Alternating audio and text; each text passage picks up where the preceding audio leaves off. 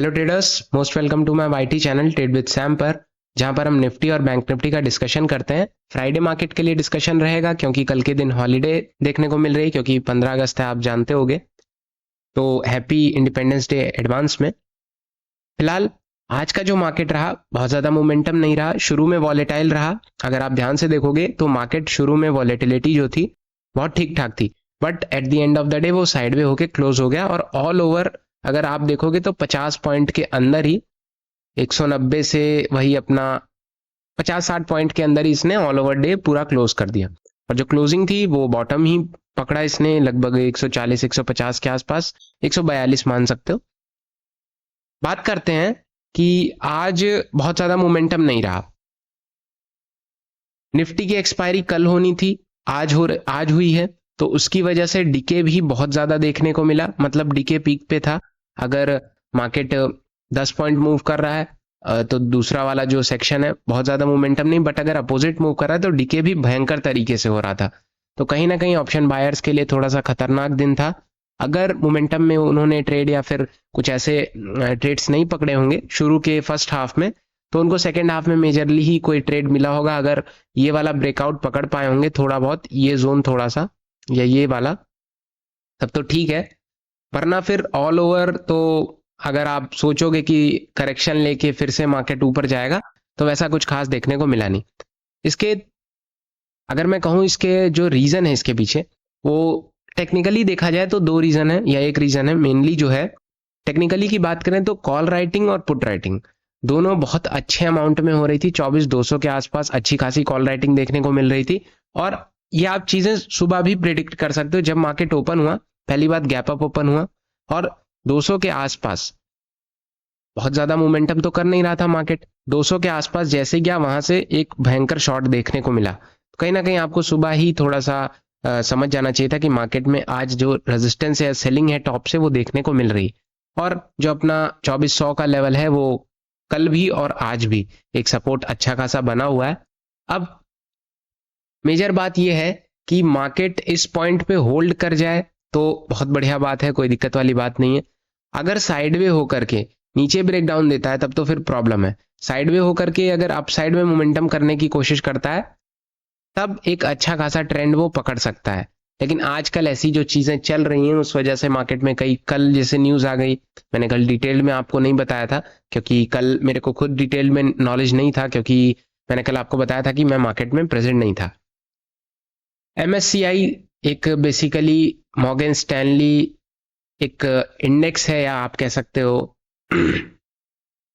Index ही समझ लो इसको, जिसमें मेजरली ये जो जहां पे बेसिकली इंडेक्स पैसा लगाता है वहां पे जो FIIs हैं, फॉरेन इन्वेस्टर्स हैं, उनको ज्यादा भरोसा होता है कि यहाँ पे पैसा लगाना चाहिए।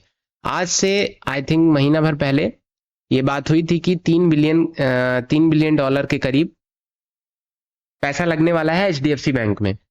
ठीक है, तो वो कल के दिन इन्होंने अप्रूव किया, लेकिन 1.8 बिलियन ही किया। मतलब दो भागों में कह रहे थे कि दो पार्ट्स में ये अपना पैसा लगाएंगे, 1.8 बिलियन, और सेकेंड हाफ में नवंबर के करीब जो भी लगाना होगा देखेंगे।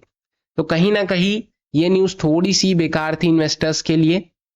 क्यों? क्योंकि पहले आप 3 बिलियन कह रहे थे, अब आप 1.8 पे आ गए और आप कह रहे हो नवंबर में देखेंगे, तो फिर ये थोड़ी सी नेगेटिव न्यूज थी जिस वजह से HDFC बैंक में सेलिंग देखने को मिली। और सेंसेक्स लगभग 690 या 700 पॉइंट्स टूटा, जिसमें अकेले 350 पॉइंट HDFC बैंक के थे। तो कहीं ना कहीं रोल जो था कल के दिन का सेल ऑफ वो HDFC बैंक का ज्यादा था। उस वजह से ऑल ओवर आपको ये सारी चीजें देखने को मिली। और ऐसा कुछ खास नेगेटिव न्यूज नहीं थी, बट ये न्यूज थी तो मैंने आपको बता दिया। फिलहाल अब मार्केट इसको कैसे हैंडल करता है, अब एक चीज परमानेंट तो चलेगी नहीं, कहीं ना कहीं किसी सपोर्ट के आसपास मार्केट टिका। और प्रीवियस डे भी अगर आपने ध्यान दिया होगा तो मार्केट अपने सपोर्ट के आसपास एक अच्छी बाइंग दिखाता हुआ नजर आ रहा था। मतलब 24,200 के आसपास एक अच्छी बाइंग देखने को मिली, फिर कोई नेगेटिव न्यूज आ गई। अभी 2400 के आसपास है, तो देखते हैं क्या होता है। यहां से अगर मार्केट अपसाइड में मोमेंटम करता है तो वेल एंड गुड, अच्छी बात है। फ्राइडे मार्केट को अगर देखो, लेवल्स मैं बता देता हूं। न्यूज वगैरह अभी फिलहाल ऐसा तो कुछ खास है नहीं, बट लेवल्स आप जान लो। लेवल्स 170 के आसपास मैं लगाना चाहता हूं, बट मैं लगाऊंगा थोड़ा सा नीचे 160 के आसपास। 160 ब्रेक करता है, जो इजी मूव रहेगा वो 190 से 200 के एक जोन का रहेगा। 190 से 200 के एक जोन का बहुत बड़ा जोन है, बट इसको मार्क करके रखिए।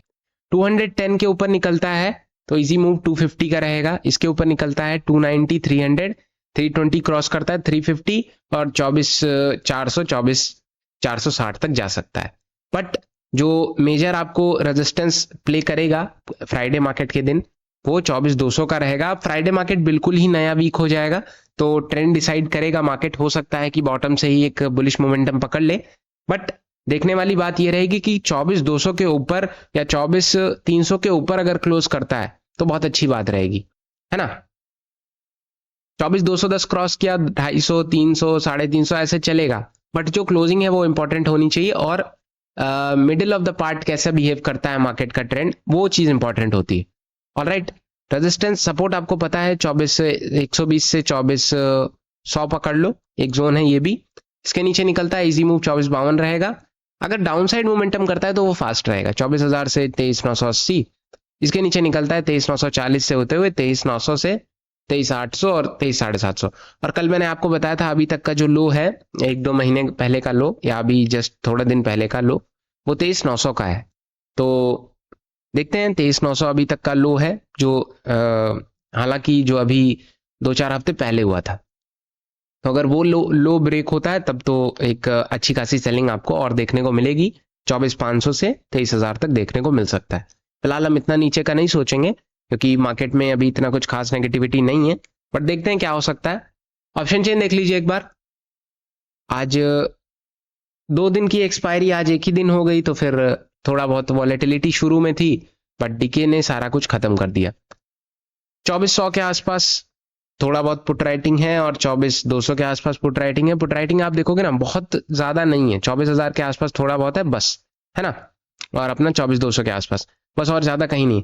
बट आप कॉल राइट देखोगे ना तो 24,200 के आसपास कॉल राइटिंग है, 24,300 के आसपास है, 24,400 के आसपास है। मतलब अपसाइड में आपके पास रेजिस्टेंस बहुत है, जैसा कि मैं हर बार कहता हूँ। रेजिस्टेंस ब्रेक करेगा अगर अपने जितने भी अपसाइड में एसएल है तो वो टच करेगा ही करेगा, है ना, ऐसा हर बार देखा गया है।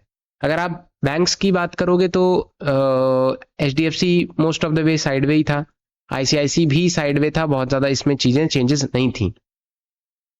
बैंक निफ्टी भी इसीलिए पूरा दिन वीकनेस में ही निकाल दिया, पूरा दिन खत्म हो गया इसका। 10-20 150 पॉइंट ऊपर नीचे किया होगा, बाकी पूरा दिन खत्म। सपोर्ट अपना बरकरार है इसका 49,680 का है, 49,700 के आसपास, 690 के आसपास सपोर्ट अच्छा खासा चल रहा है। ये सपोर्ट ब्रेक होगा तो फिर आपके पास बड़े टारगेट्स निकल के आएंगे 520 से, मतलब 49,500 से या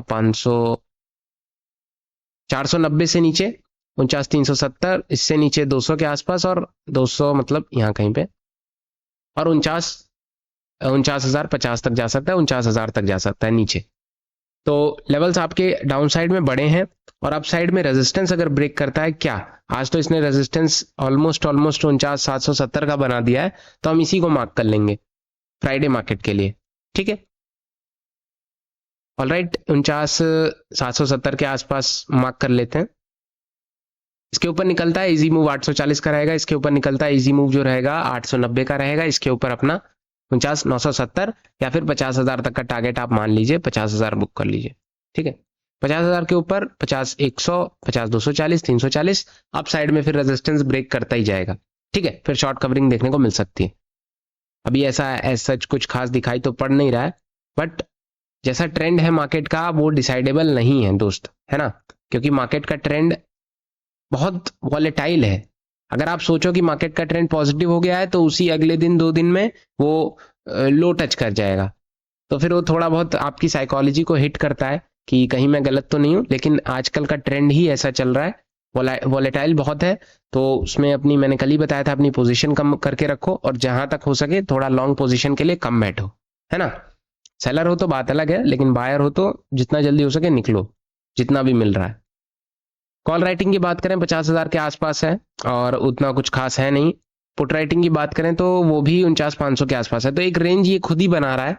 अगर ऑप्शन चेन से पता लगाना है तो रेंज जो है 50,000 से 49,500, मतलब 1,000 पॉइंट की रेंज बन रही है। 49,500 आप देख सकते हो, 50,000 की कॉल राइटिंग और 50,000 के आसपास 82,000 की कॉल राइटिंग और इधर पुट राइटिंग।